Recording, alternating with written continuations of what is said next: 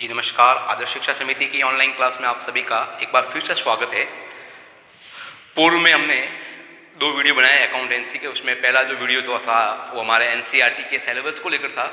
दूसरा वीडियो जो है हमारे जो चैप्टर जो हमने स्टार्ट किया कंपनी का, अकाउंटेंसी ऑफ कंपनी, यानी कंपनी अकाउंट जो स्टार्ट किया ना, उस कंपनी अकाउंट के बेसिक जो होता है, हम बेसिक पढ़ रहे हैं, अभी थ्योरी पढ़ रहे हैं, उस कंपनी की परिभाषा, कंपनी एक्ट के अनुसार परिभाषा और उसकी कंपनी के प्रकार पढ़ते हैं कि कंपनी जो है वो तीन प्रकार से होती है, निजी कंपनी, सार्वजनिक कंपनी और ओपीएस 1% कंपनी।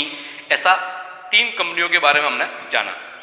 ओपीएस कंपनी यानी कि 1% कंपनी जिसके अंदर एक ही सदस्य होता है, जिसके अंदर एक ही सदस्य होता है, वो 1% कंपनी है। निजी कंपनी वह कंपनी है जिसकी पदक पूंजी जो है वो 1 लाख रुपए होती है, न्यूनतम सदस्य संख्या 2, अधिकतम जो है वो 200 की संख्या होती है। सार्वजनिक कंपनी जो होती है उसमें पदक पूंजी जो होती है वो 5 लाख रुपए होती है और न्यूनतम सदस्य संख्या जो है वो 7 होती है और अधिकतम की कोई सीमा नहीं होती है। निजी कंपनी अपने अंशों को खरीदने के लिए जनता को आमंत्रित नहीं करती है। सार्वजनिक कंपनी अपने अंशों को खरीदने के लिए जनता को आमंत्रित करती है। अगला जो डिफरेंस था वो ये था कि निजी कंपनी अपने नाम के अंत में प्राइवेट लिमिटेड शब्द का यूज करती है, पीवीटी लिमिटेड ऐसा एक शब्द का यूज किया जाता है, जबकि जो सार्वजनिक यानी कि पब्लिक कंपनी जो होती है वो केवल लिमिटेड शब्द का यूज करती है। ये हमने पढ़ा। आज हमारा जो टॉपिक जो है वो दायित्व के आधार पर कंपनियों का वर्गीकरण। दायित्व के आधार पर कंपनियों का वर्गीकरण जो है वो किस प्रकार से है, तो इसको दो भागों में हमने बांटा, सीमित कंपनियां और असीमित कंपनियां। लिमिटेशन और लिमिटेशन की बात करते हैं तो सीमित कंपनियों के वापस दो भाग हमने किए। दायित्व के आधार पर कंपनी के दो प्रकार है, सीमित कंपनी और असीमित कंपनी। फिर उस सीमित कंपनी के दो भाग है। सबसे पहला जो भाग जो है वो अंशों द्वारा सीमित कंपनी, दूसरा जो है गारंटी द्वारा सीमित कंपनी। अंशों द्वारा सीमित कंपनी ऐसी कंपनी के सदस्यों का दायित्व, जो अंशों द्वारा सीमित कंपनी है, इसकी जो डेफिनेशन जो बनती है इस प्रकार से बनती है, ऐसी कंपनी का मतलब अंशों द्वारा सीमित कंपनियों के जो सदस्य जो होते हैं, मेंबर जो होते हैं, उनका जो दायित्व होता है उनके द्वारा क्रय किए गए अंशों के अंकित मूल्य तक सीमित होता है। अंकित मूल्य तक सीमित होता है अंशों का अंकित मूल्य। आगे जब हम प्रैक्टिकल पढ़ेंगे, फेस वैल्यू जिसको बोलते हैं इंग्लिश में, फेस वैल्यू यानी जितने के शेयर उन्होंने खरीदे उतने तक का ही दायित्व होता है। कंपनी उनसे ज्यादा पेमेंट उनसे नहीं मांग सकती। एक शेयर होल्डर है, एक मेंबर है, उसने कंपनी के शेयर खरीद लिए और शेयर खरीदने के बाद उसका जो दायित्व जो है ना, जितने के उतने शेयर खरीदे उतने तक का ही पेमेंट वो कंपनी को करेगी, इससे ज्यादा नहीं कर सकती। ये होता है अंशों द्वारा सीमित कंपनी। जितने के अंश खरीदे हुए अंकित मूल्य के हिसाब से, मान लेते हैं कि 5000 के शेयर है, 5000 शेयर है और at the rate 10 rupees each, मतलब एक शेयर का 10 रुपए का है और 5000 टोटल उसने, कोई ए नाम का व्यक्ति है, इसने शेयर खरीदे।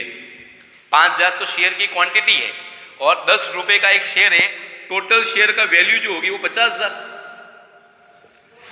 टोटल जो अंशों की जो वैल्यू जो निकल रही है वो 50,000 का, यानी कि कंपनी उससे ए से केवल 50,000 ले सकती है, इससे ज्यादा नहीं। मान लो कंपनी का समापन हो रहा है या कंपनी का कुछ ऐसा कुछ हो रहा है या कंपनी को पैसों की जरूरत पड़ रही है, तो वो ए से केवल 50,000 ले सकती है, इससे ज्यादा नहीं ले सकती, क्योंकि जितने अंश खरीदे हैं उतने उसके अंकित मूल्य तक ही रहेगा उसका दायित्व, जिनका ए की बात कर रहे हैं हमने। तो ऐसी कंपनियों के सदस्यों के द्वारा, उनके द्वारा क्रय किए गए अंशों के अंकित मूल्य तक सीमित रहता है। दूसरा, गारंटी द्वारा सीमित कंपनी। गारंटी द्वारा सीमित कंपनी में हम बात करें तो इन कंपनियों के प्रत्येक सदस्य द्वारा कंपनी के समापन पर एक निश्चित राशि देने की गारंटी दी जाती है। ये जो सदस्य जो होते हैं, जो गारंटी द्वारा सीमित, ये बोलते हैं कि कंपनी का जब भी समापन होगा तब हम आपको एक निश्चित राशि देंगे, उससे पहले नहीं देंगे। ये राशि केवल कंपनी के समापन पर मांगी जा सकती है, उससे पहले नहीं, क्योंकि उन्होंने गारंटी दी है कि हम आपको पैसा देंगे, लेकिन जब कंपनी का समापन होगा तब आपको जो है वो पैसा अवेलेबल करवाया जाएगा, शेयर के हिसाब से जो पैसा होगा वो देंगे, उससे पहले ये पैसा नहीं दिया जाएगा। यानी कंपनी का समापन होगा तो ही ये पैसा मांगा जा सकता है, उससे पहले ये पैसा मांग नहीं सकते कहने का। तो ये होता है गारंटी द्वारा सीमित कंपनी। अंशों द्वारा सीमित कंपनी और गारंटी द्वारा सीमित कंपनी दोनों जो है वो सीमित कंपनियां के अंतर्गत आता है। असीमित कंपनियां वह कंपनी जिसके सदस्यों का दायित्व असीमित होता है। असीमित का मतलब ये होता है, जाहिर सी बात है कि एक सीमित और असीमित में ज्यादातर अगर डिफरेंस अगर देखने को चाहे तो सीमित में तो क्या होता है कि उसकी सदस्यों की निजी संपत्तियों पर उसका अधिकार नहीं होता है, यानी कि कंपनी सदस्यों की निजी संपत्तियों को बेचकर फर्म के दायित्वों का भुगतान नहीं कर सकती। लेकिन जब असीमित की बात आती है तो असीमित में यह होता है कि सदस्यों का दायित्व ही असीमित होता है, यानी कंपनी के भुगतान करने के लिए अगर उसके पास पर्याप्त पैसा नहीं है तो उसकी निजी संपत्तियों को भी जो है वो बेचकर उससे पैसा वसूल किया जा सकता है, निजी संपत्तियों को। तो भारत के अंदर जो है वो सभी सदस्यों का दायित्व जो वो सीमित ही रहता है, वैसे असीमित नहीं होता है। भारत में ये नहीं है कंपनी ऐसी असीमित वाली, बहुत कम होगी। असीमित जो है ना वो आपको पार्टनरशिप में पढ़ने को मिलेगा। पार्टनरशिप जो बुक है हमारी, जो फर्स्ट बुक जो है ना पार्टनरशिप, जब हम साझेदारी पढ़ेंगे ना तो उसमें साझेदारी में साझेदार का जो दायित्व होता है वो असीमित होता है। मतलब पार्टनरशिप के दायित्वों का भुगतान करने के लिए, पार्टनरशिप के दायित्वों का भुगतान करने के लिए अगर संपत्तियां, फर्म की संपत्तियां कम पड़ती है तो पार्टनर को अपनी निजी संपत्तियां भी बेचकर जो है वो उसको पूरा करना पड़ सकता है। लेकिन कंपनी के की बात करें तो ऐसा नहीं है। लिमिटेशन नाम ही इसका क्या लिखा हुआ, लिमिटेड शब्द लिखा हुआ है कहने का मतलब। तो असीमित में जिनका दायित्व असीमित होता है, तो ये तो था दायित्व के आधार पर। तो ये 3 प्रकार और होते हैं कहने का मतलब, इसको भी अपनों को ध्यान में रखना है। अगला जो टॉपिक जो है वो सबसे मेन टॉपिक है वो है अंश, शेयर। शेयर की बात करते हैं हम। अब शेयर क्या होता है तो उसके बारे में बात करने से मालूम चलेगा, हम शेयर शेयर बोल रहे हैं कब से, ये शेयर क्या है, अंश क्या है। तो अंशों की अगर बात करें तो अंशों की अगर बात करें, अंश यानी कि शेयर।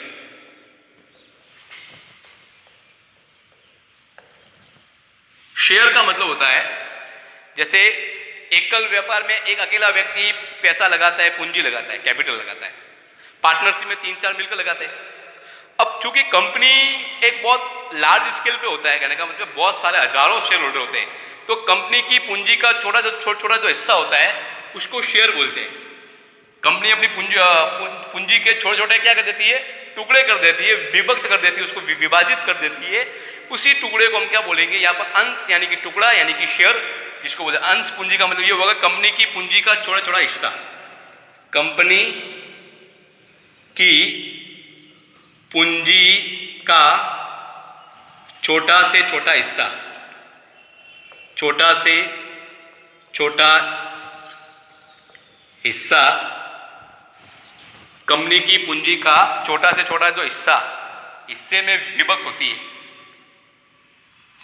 कंपनी की पूंजी छोटे से छोटे हिस्से में, ऐसे लिख देना, छोटे से छोटे हिस्से में, छोटे से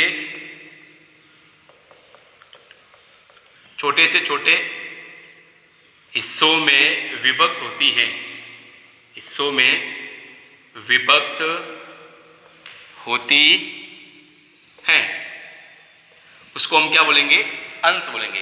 कंपनी की पूंजी को छोटे छोटे हिस्से में, छोटे छोटे टुकड़े जो होते हैं उसको। अब अंशों के प्रकार, अंशों के प्रकार, टाइप्स ऑफ शेयर,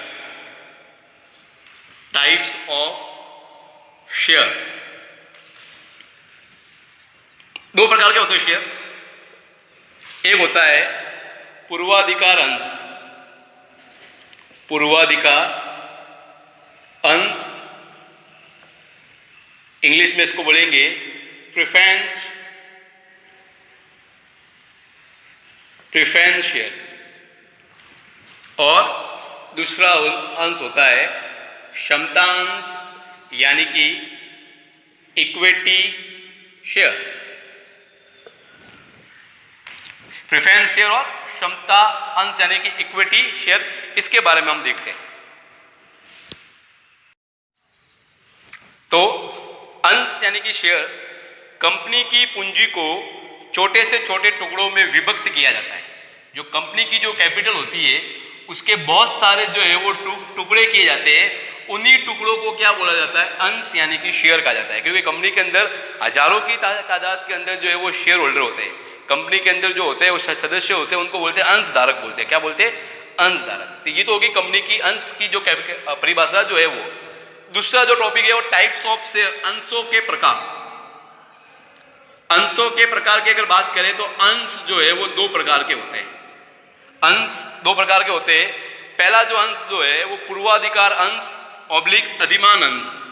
पूर्वाधिकार अंश या अधिमान अंश, इंग्लिश में इसको बोलते हैं प्रेफरेंस शेयर। उसी प्रकार से दूसरा जो है वो क्षमता अंश, इक्विटी शेयर।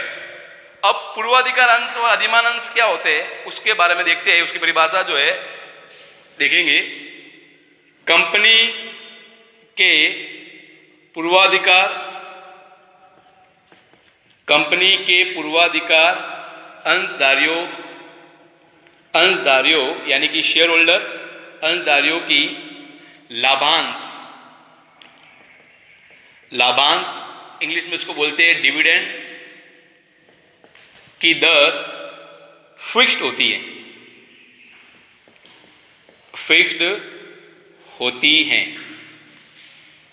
यानी जिन शेयर होल्डर के पास प्रेफरेंस शेयर है, अधिमान अंश है, ये कंपनी के उनको लाभांश की जो दर होती है, डिविडेंड की जो दर यानी कि जो रेट होती है वो फिक्स होती है। यानी इनको फिक्स दर से जो है वो लाभांश यानी कि लाभ जो है वो दिया जाएगा। अब ये लाभांश क्या होता है, तो कंपनी को जो भी प्रॉफिट होता है उस प्रॉफिट का जो छोटा जो हिस्सा जो होता है, कंपनी का जो प्रॉफिट हो गया, मान लें कंपनी ने 5 करोड़ 10 करोड़ का जो है प्रॉफिट कमाया, तो उस प्रॉफिट को डिवाइडेशन किया जाएगा, उनको बांटा जाएगा। उसी को प्रॉफिट का छोटा से छोटा जो हिस्सा है वो लाभांश कहलाता है। तो लाभांश की दर फिक्स होती है तथा कंपनी के समापन पर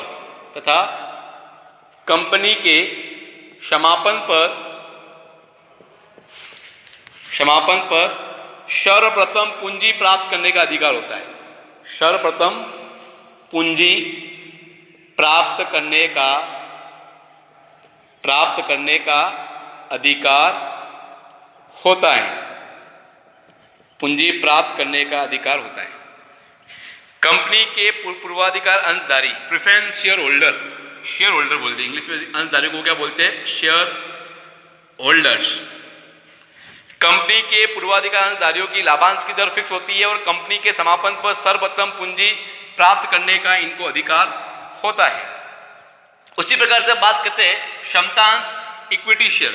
क्षमता अंश से तात्पर्य, क्षमता अंश वे अंश होते हैं, क्षमता अंश वे अंश होते हैं जो पूर्वाधिकार अंश नहीं है, जो पूर्वाधिकार अंश नहीं है, जो पूर्वाधिकार अंश नहीं है। अर्थात यह कंपनी के असली मालिक होते हैं। ये कंपनी के असली मालिक होते हैं तथा ये कंपनी के असली मालिक होते हैं तथा सर्वप्रथम पूंजी तथा कंपनी की वार्षिक सभा में कंपनी की वार्षिक सभा में भाग लेने का अधिकार होता है। भाग लेने का अधिकार होता है। तो there are two types of share, the preference share and the equity share.